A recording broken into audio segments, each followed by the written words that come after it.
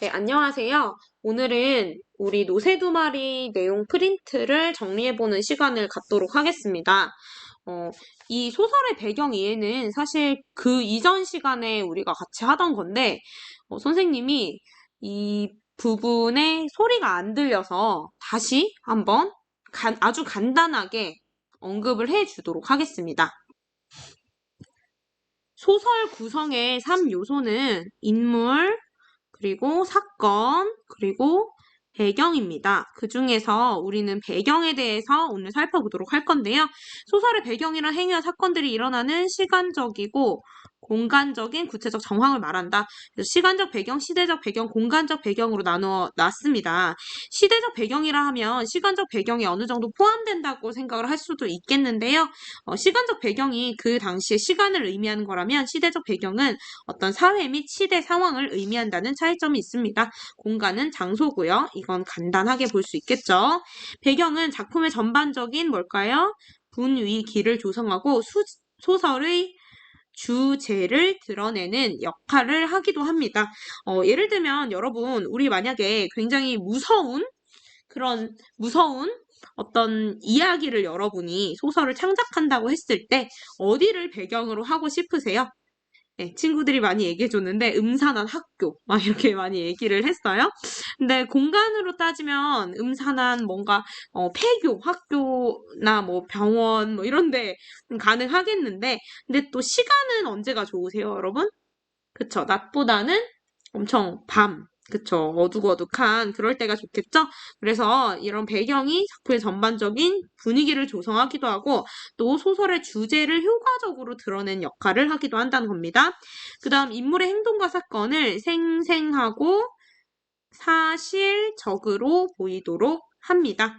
아무래도 배경에 대해서 구체적으로 여러분이 상상할 수 있으면 그런 것들을 더 생생하고 사실적으로 이렇게 인지할 수가 있겠죠? 그 다음에 배경 자체가 어떠한 상징적인 의미를 나타내기도 하고요. 또 인물의 심리와 사건의 전개를 암시하는 역할을 하기도 합니다.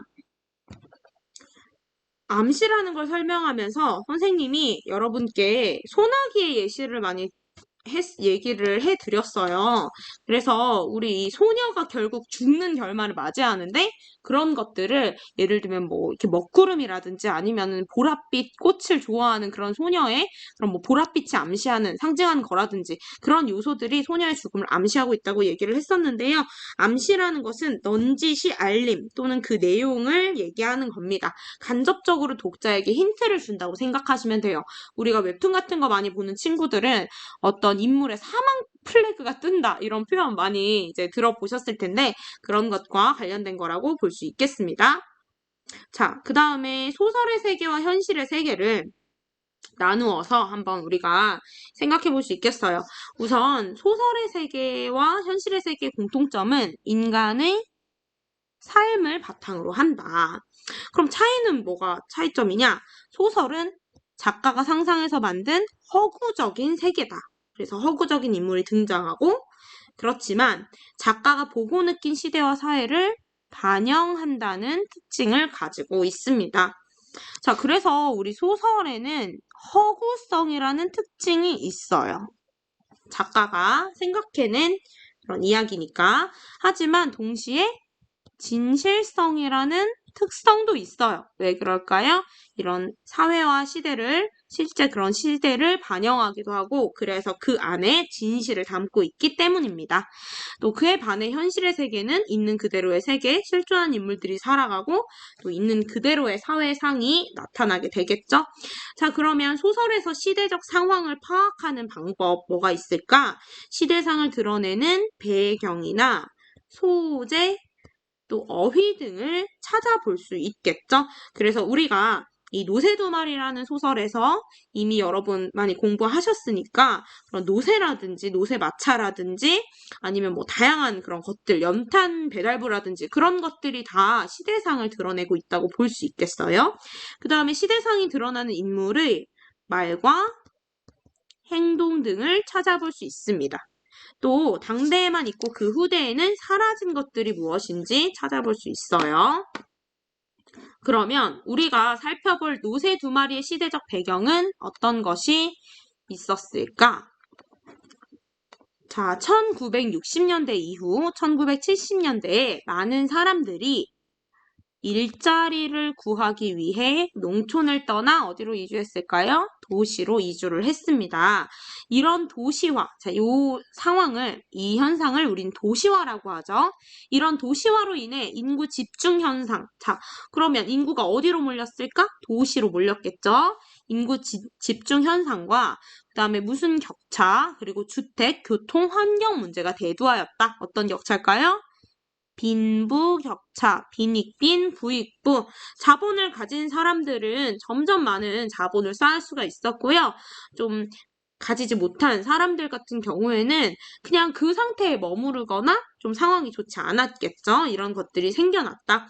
그리고 대도시화는 지금까지의 문화와는 이질적인, 이질적 단어 뜻 생각해 볼게요. 이질의 반대말 뭘까요? 이질은 서로 다르다는 거예요. 지금까지와는 다른 새로운 도시 문화를 만들어내서 심각한 사회 문화적 혼란을 가져왔다고 합니다. 여기 필기합시다. 이질의 반대말 동질입니다. 동질. 동질, 같다는 거죠. 질적으로 동일하다는 거고요. 이질, 이게 차이라고 할 때 그 이예요. 그래서 다르다는 거죠. 자, 노새 두 마리는 이러한 도시화 과정을 배경으로 삼고 있다고 얘기했었고, 그러면서 노새 두 마리 도입 영상을 우리가 함께 봤었습니다. 순서가 좀 틀어졌지만, 그래도 우리 이제 노새 두 마리 다 배웠잖아요. 중간중간 빠진 친구들은 있어도. 그러니까 이거를 빠르게 한번 해보도록 하겠습니다. 한번 이렇게 프린트 정리를 해봅시다. 자, 발단 부분입니다. 우리가 소설은 발단 전개 위기 절정 결말로 이제 이루어져 있죠. 발단 부분. 자, 그 골목 몹시도 가팔랐다의 의미는 어렵고 가난한 삶의 현장. 이 소설의 시간적 배경과 공간적 배경은 시간적인 것은 70년대, 공간적 배경은 도시 변두리. 나의 아버지는 노새가 이끄는 마차로 뭘 배달? 연탄을 배달했다. 4번. 그 동네 아이들이 노새를 보고 좋아하며 칭찬을 했다. 근데 새 동네 아이들은 노새를 귀찮게 하면서 짓궂게 굴었다. 맞을까요? X죠. 아니에요. 그러면은 뭐가 이제 틀렸을까 생각해보면 오히려 새 동네 아이들이 노새가 신기하다고 이렇게 자주 안 보던 거니까 신기해하면서 새 동네 아이들이 노새를 보고 좋아했고 구 동네 아이들은 귀찮게 하면서 짓궂게 굴었죠. 서술이 반대로 돼 있습니다. 5번 새 동네 아이들은 텃세를 부리지 않아. 그것까진 맞아요. 근데 구 동네 아이들과 금세 친해져서 함께 놀게 되었어요? 아니죠. 서로 어울리는 일은 없었다라고 얘기했었죠. 그 다음에 전개 1, 노새가 들어오게 된 경위와 노새의 달아남. 노새가 우리 집에 들어온 것은 2년 전이다.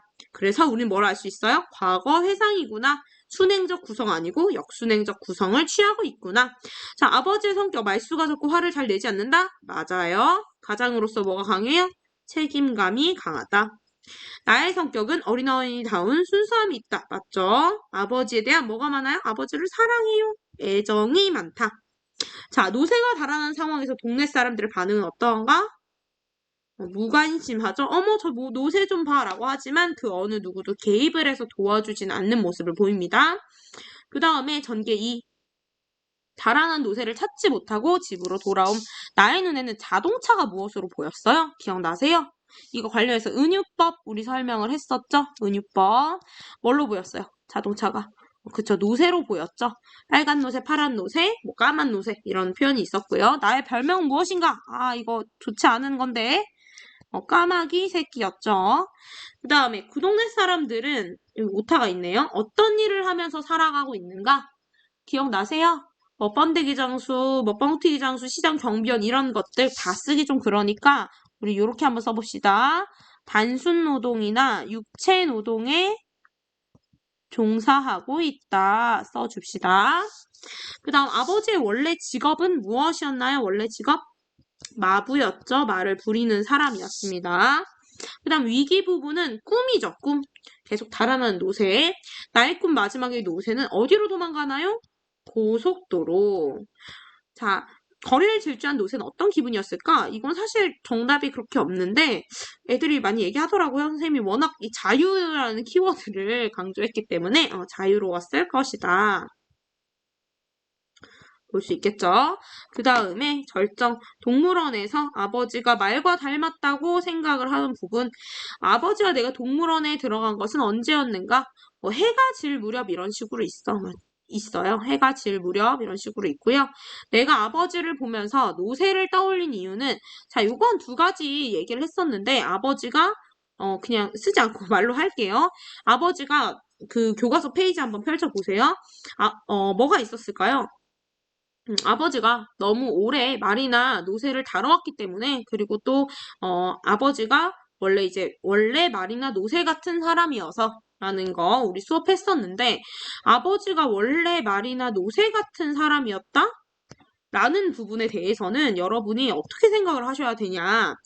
닮아서 그런 게 아니에요. 생김새가 닮아서 그런 게 아니라 노새 같은 사람이라고 얘기할 때 그런 노새처럼 힘들고 고단한 삶을 살아가는 그런 존재이기 때문에 라고 생각을 하셔야 적절하죠.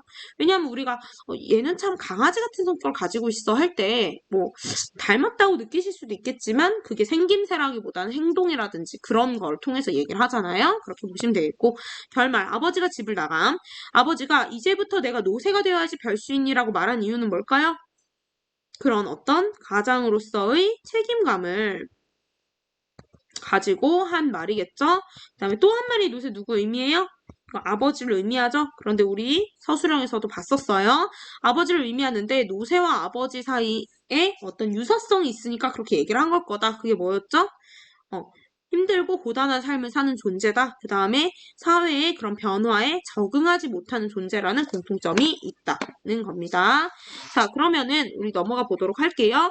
자, 이걸 먼저 했지만 발단 부분 내용 이야기 이거 정리하는 거 조금 더 상세하게 함께 보도록 하겠습니다. 어차피 좀 수업을 못 들은 친구들을 위해서 답을 맞추는 거기 때문에 볼게요. 발단 부분.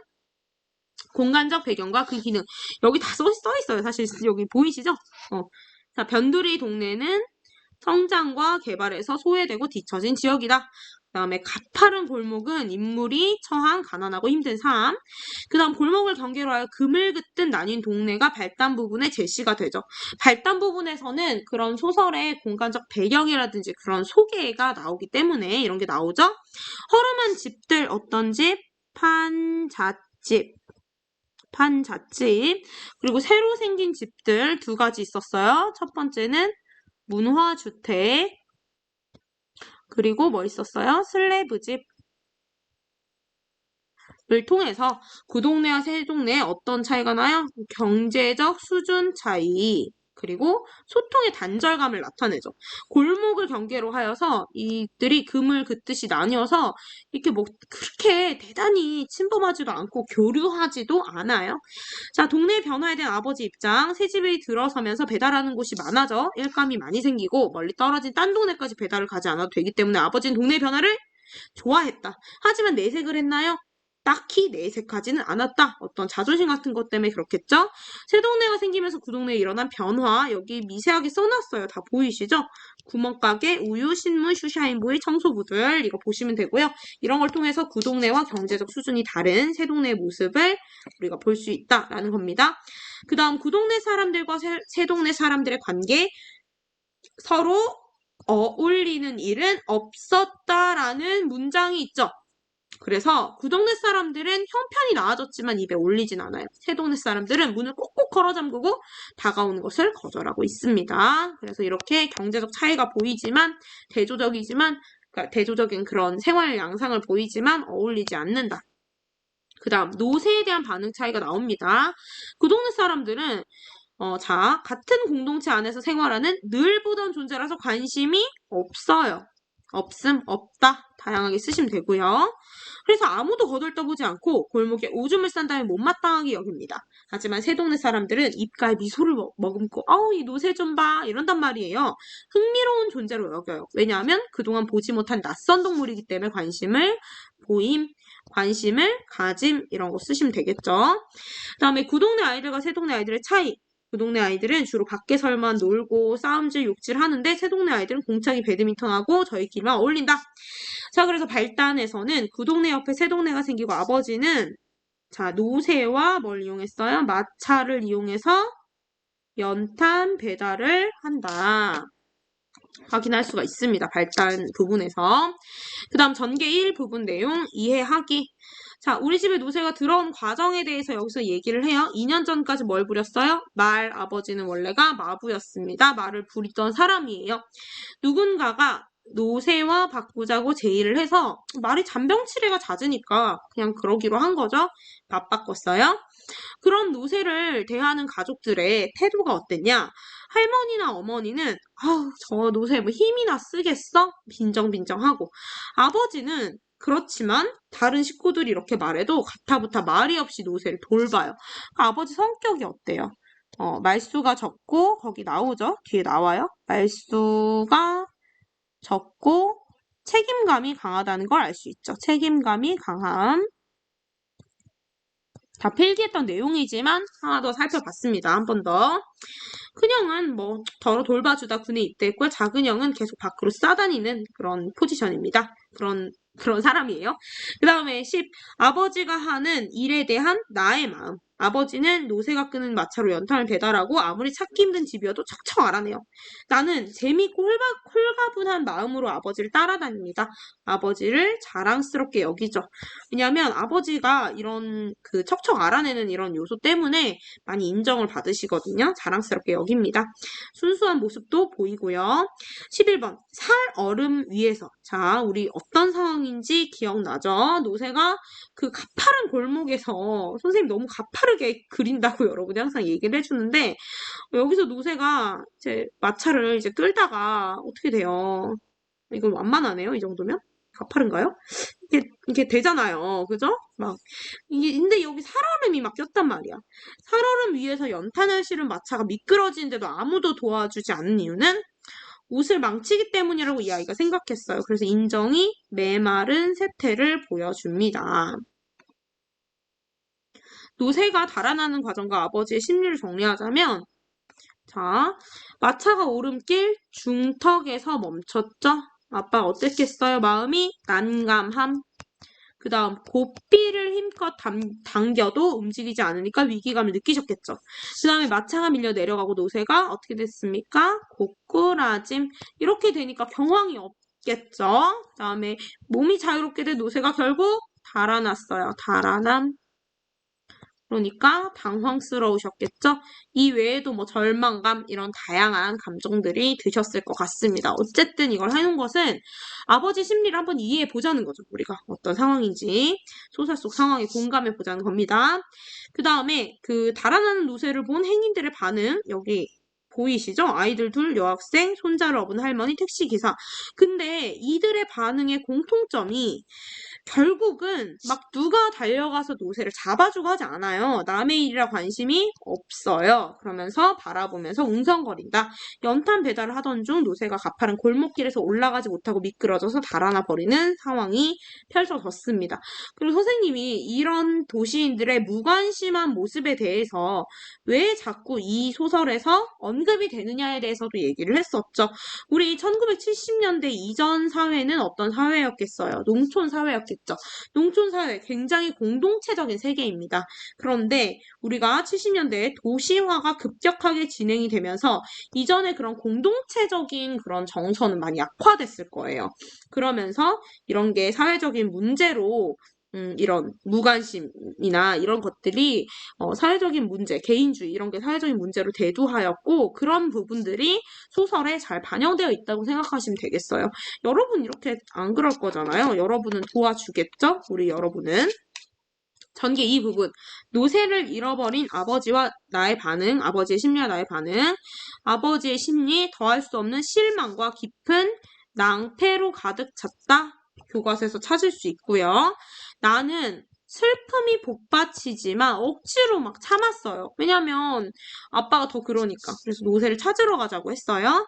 자, 노새를 찾아다니는 나를 본 행인들의 반응. 노새가 도망치는 걸 본 사람들도 도와주려 하지 않았다. 그리고 거리에 있던 사람들도 아무도 왜 뛰는지, 노새를 찾아 나선 길인지 묻지 않았다. 그래서 우리 한 단어 더 봅시다. 도시인들의 방관자적인 모습. 이 방관이라는 거 우리 학교 폭력 멈춰 얘기할 때 많이 얘기를 하는데요. 이 방관이라는 것은 어떤 일에 직접 나서서 관여하지 않고 곁에서 보기만 하는 걸 얘기하는 거예요. 이 단어 자체가 뉘앙스가 좋지 않아요. 그쵸? 16번 나에게 노새의 의미와 노새를 찾아다닌 심정. 나에게 노새는 식구같이 친근하게 정이 든 존재이며 멀리서도 보이며 반가운 존재예요. 사실 노새 때문에 이 아이는 밥 먹을 때도 막 똥냄새 맡고 그런 내용들이 있잖아요. 그런데도 이렇다는 거예요. 그래서 노새를 찾아다니는 심정은 노새를 찾아야 되겠다는 어떤 마음? 절박한 마음, 아버지와 동일하죠. 그리고 안타깝고 슬프다. 자, 그 다음에 구동네 사람들의 직업. 이거를 외우라는 게 아닌 건 여러분도 아시죠? 그쵸? 예. 아니, 이거 그냥 여러분 혼자 만약에 정리를 할 때 용어로 제가 만들어 놓은 거라 이렇게 있는데, 순서대로 나의 아버지 뭐예요? 연탄 배달부. 그 다음에 연길이네 아버지는, 선생님 보고 있는데, 그 교과서를 보면 나와요. 뻥튀기 장수고요. 종달이네 형님은 번데기 장수. 귀다리네 아버지는 죄송해요. 순철이네 아버지는 시장 경비원, 귀다리네 아버지는 포장마차 장수예요. 외울 필요는 없고요. 하지만 이들의 공통점, 이런 직업들의 공통점을 보시면 주로 단순 노동, 그리고 육체 노동에 종사를 하고 있다. 그래서 경제적으로 넉넉하지 못한 형편이다. 라는 걸 알 수 있습니다. 18번 노새를 잃어버린 것에 대해 할머니, 어머니의 반응과 이를 통해 알 수 있는 노새의 의미 어떠한가? 자, 일단 10시가 넘어 돌아온 이거는 교과서를 보면 여러분이 아버지랑도 헷갈리시는데 여기서 나온 건 나가 나왔어요. 나에 대한 염려보다는 노새로 인한 걱정이 더 커요. 노새를 찾았니? 막 이러죠. 노새가 우리 가족의 생계에 미치는 영향이 크다는 걸 짐작할 수 있고요. 19번 휘발유 한 방울 안 나온 나라에서 자동차만 많으면 뭐래? 속에 담긴 아버지의 마음. 자신이 평생 해온 마부 일이 중요한 일이라는 자부심이 담겨 있고 또 오기도 좀 느껴지고 자존심도 느껴지죠. 그 다음 전개 2는 달아난 노새를 찾아다녔으나 결국 찾지 못하고 돌아오고 아버지는 절망을 하시게 됩니다. 다음 위기 절정 부분. 선생님이 이 꿈속의 이동 경로를 여러분이 이제 외울 필요는 없다고 얘기를 했어요. 하지만 그 소동의 역할, 그런 것들은 같이 살펴볼 수가 있겠죠. 자, 노새의 이동 경로, 큰 길 횡단보도 번화가, 큰 시장, 한길, 한강, 다리. 여기서 한길은 한은 크다는 거예요. 큰 길에 나왔다는 거예요. 근데 자, 우리가 어디서 시작했고 어디서 끝났는지 이미지는 생각해 볼 필요가 있어요. 어디서 시작했어요? 골목에서 시작을 했고 어디서 끝났어요? 고속도로에서 끝났어요. 여러분 이걸 알고 여기를 쭉 보시면 어떤 느낌이 드세요? 골목에서 큰 길로 횡단보도 이렇게 쭉쭉쭉 뭔가가 확장되고 개방되고 탁 트이는 느낌이 들죠. 그런 거예요. 자, 노새한테 골목은 어떤 곳이었어요? 가파른 골목. 그 동네는 몹시도 가팔랐다가 지금 첫 문장이라고 말씀드렸잖아요. 얘한테는 거의 체험 삶의 현장이에요. 맨날 연탄 막 그 무거운 거 막 몇백 장씩 이고 막 이고지고 이러던 그런 곳이란 말이에요. 거기서 점점 나와서 고속도로, 자유를 향해 가는 통로라고 얘기를 했죠. 점점점 자유를 향해 가는 그런 이미지가 있는 거예요. 자, 그럼 이러한 소동의 의미, 선생님이 이걸 중심으로 수업 중에 많이 얘기했어요. 어렵고 힘든 도시의 일상에서 벗어나 자유롭게 살고 싶은 도시 빈민들의 희망을 상징한다. 이거 많이 얘기했었고요. 그 다음에 요거는 제가 얘기한 적이 없었던 거라서 같이 한번 볼게요. 노새로 인해 큰 혼란이 발생했다는 건 아버지에게 또 다른 시련을 안길 것을 암시하기도 합니다. 그 다음 꿈의 역할. 자, 노새를 찾고 싶은 나의 간절한 마음을 드러내고요. 자유를 찾아 나선 노새를 찾을 수 없을 것임을 암시하는 역할도 합니다. 이 꿈 자체가. 그쵸? 그 다음 노새의 몸에서 흐르는 검은 물의 의미 중요하다고 얘기했었죠? 여기서의 검은색은 도시적인 세련된 느낌이 아니죠. 연탄을 나르는 고되고 힘든 그런 노동이 얼마나 노새의 삶과 육체를 찌들게 했는지를 드러내는 그런 부분이에요. 그래서 결국 노새가 이렇게 도망을 가면서 흘린 땀으로 검은 물이 씻겨지는 그런 모습이 보이잖아요. 그 다음에 22, 눈발이 비치기 시작했다는 날씨의 변화에 따른 분위기 변화. 아버지가 처한 어려운 상황을 부각시키고 불행한 사건이 또 해소되지 않을 것임을 암시하기도 합니다. 그 다음 노새를 찾아 나선 자신과 아버지를 뭐 같다고 생각했었죠? 기억나시나요? 나는 마치 우리가 나그네 같다고 생각을 했다. 왜냐하면 지금 이런 상황인데 쉬어갈 곳이 없는, 희망이 없는 상황이라고 생각을 했기 때문에 나그네 같다고 비유를 했습니다. 그래서 위계 부분은 노새가 멀리 달아나 버리는 꿈을 꾸고 아버지와 함께 시장으로 노새를 찾아 나서나 노새는 보이지 않았어요. 자, 절정 부분. 아버지와 노새를 찾다 동물원에 간 내가 아버지를 보면서 노새를 떠올린 이유가 뭘까? 정확히 알 수는 없지만 아버지가 너무 오래 말이나 노새를 다루었기 때문일 수 있고 또 아버지가 원래 말이나 노새 같은 사람이어서 그런 짐승과 평생을 같이 해온 것 때문일 수도 있다. 근데 여기서 아까도 선생님 말했지만 말이나 노새 같은 사람이라는 거는 힘들고 고단한 삶을 산 존재라는 거예요. 닮았다 이런 게 아니고요. 이런 공통점이 있다는 겁니다. 그 다음에 25번 아버지와 노새를 찾다 들어간 어디 갔죠? 여기서 동물원 갔죠? 아, 이게 지금 절정이 지금 이게 동물원에서 떠올린 거잖아요. 동물원은 내가 아버지라는 존재와 그 면모를 새롭게 발견하게 되는 계기를 마련하죠. 그래서 이 서술 이후부터 아버지에 대해서 뭐 히힝 뭐 노새와 닮았다고 이렇게 묘사를 하고 그래서 맨 마지막 결말 부분에 또 한 마리의 노새가 아버지잖아요. 그 내용이 더 강화된다고 보시면 되겠어요. 자, 그 다음 결말 부분 아버지가 어딜 갔냐? 대포집을 갔죠. 노새 찾기에 실패한 아버지의 마음을 달래준 장소이며 앞으로 노새처럼 살겠다고 아버지가 말하는 의지를 보이는 장소인데 여기 볼게요. 이 문장. 이제부터 내가 노새가 되어야지 별 수 있니? 라는 말 속에 담긴 의도. 노새가 없어졌으니 노새가 하던 역할까지 내가 맡아서 해야 된다고 생각한 거고 이것은 생계수단을 잃어버렸지만 가장으로서의 책임을 다하고자 하는 아버지의 의지를 우리가 여기서 느낄 수가 있다. 하지만 이 불행이 너무 거듭돼서 너무 속상해요. 그쵸? 노새가 도망치고 대포집 가서 의지까지 다 다졌는데 결국 노새가 일으킨 소동으로 경찰서까지 가야 돼요. 배상을 해야 되거든. 노새가 막 망가뜨린 걸. 그래서 엎친 데 덮친 격이죠. 뭐라고 해요? 설상, 가상. 여기서의 설은 눈이죠? 그 다음에 눈 위에 상은 위상이에요. 첨가한다는 거예요. 뭘 추가해요?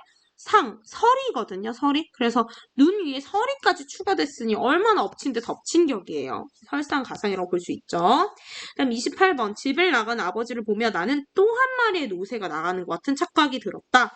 또 한 마리의 노새는 힘들고 고단한 삶을 살아왔으며 시대의 변화에 제대로 적응하지 못한 존재인 누구를 의미한다? 아버지를 의미한다 라는 겁니다. 이거 되게 중요하다고 너무 여러 번 얘기를 해서 간단하게 얘기하고 넘어갈게요. 자, 그 다음에 29번. 최소한도 자동차는 굴려야지 지금이 어느 때인데 노새를 부려? 라는 말이 있었죠. 노새는 당시 현실을 맞지 않는 구시대적 삶의 수단이라는 의미이며 도시화된 삶에 적응하며 사는 것이 어려운 세상이 되었음을 알게 합니다. 그리고 결말에서는 뭐 이렇게 아버지가 걸어 나가죠. 근데 아버지가 문 밖으로 걸어 나간 이미지도 여러분 아시겠지만 노새의 도망의 이미지와 우리가 같이 생각해 볼 수 있는 거예요. 자, 더 알아보기. 제목인 노새 두 마리의 상징적 의미. 자, 노새는 뭐에 밀려서? 도시화 혹은 산업화 이런 것에 밀려서 사라질 운명을 지닌 존재예요. 그러면 노새만 그런가요? 아니죠. 그쵸? 누구도 그래요. 지금 아버지와 우리 가족들도 그런 거예요. 아버지는 농촌에서 도시로 옮겨 어렵게 사는 도시의 하층민이라고 볼 수가 있겠죠. 자, 그래서 대도시 문명 속에서 적응하지 못하고 사라질 운명을 지닌 이 두 노새에 대해서 얘기하는 거죠. 이 적응이란 키워드가 중요하죠. 이 소설에서. 자, 무거운 짐을 지고 언덕을 오르는 노새는 급격한 산업화로 적응하지 못하지만 가장의 책임을 다하려는 아버지의 모습을 우리가 볼 수 있고요. 도망간 노새, 집 나간 아버지의 근대와 도시화에 적응하지 못하고 사라질 운명을 지닌 존재다. 노새의 힘들고 고단한 일과는 도시 하층민의 고단하고 비극적인 삶을 보여준다. 공간적 배경의 기능, 공간적 배경 정리해 보겠습니다. 소설의 주요 우대가 성장과 개발에서 소외되었거나 뒤처졌던 지역을 말해주는 거 뭘까요? 도시, 변두리. 그 다음 구동네와 새동네 사이 경제적 수준 차이와 소통의 단절을 드러내는 거 골목. 구비된 품목이 변화한 거, 생활의 변화 있음을 암시하는 거 기억나세요? 구멍가게, 퍼머스트 아이스크림과 환타, 예전엔 쪼글쪼글한 그런 사과만 있었는데, 그쵸? 내가 아버지라는 존재와 그 면모를 새롭게 발견하게 되는 거. 그냥 아버지라는 존재와 그 아버지가 꼭 노새 같은 사람이다를 발견하게 되는 장소 어디였어요? 자, 동물원.